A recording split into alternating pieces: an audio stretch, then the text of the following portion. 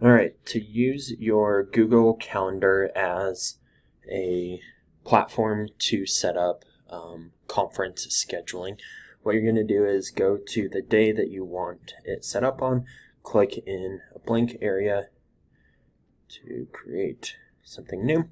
When this window pops up, click on Appointment Slots, and then you have options to set a bunch of reoccurring slots in between a time frame, or you can just do a single slot.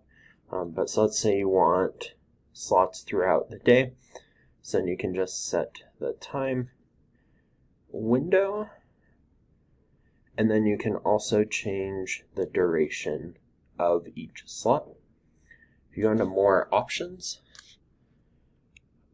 you could add a location if you want, or you could add a description. So I could see this being used like you could add a Zoom. You could add a Zoom link into the description so that as guests sign up for the appointment, they already have the Zoom link. So like I could just copy this invitation in here.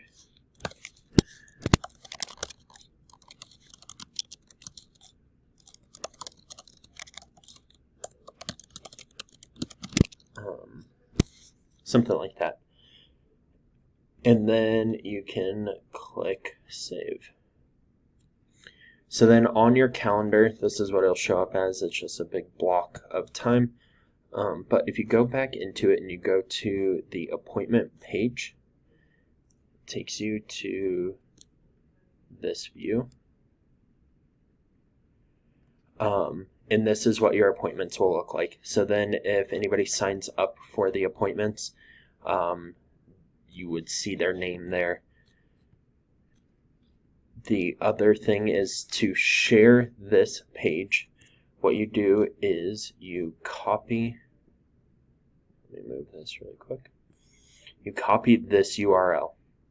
So you have to go to this appointment page first, and then you copy this URL, and that is what you would email to students so then they could see these times.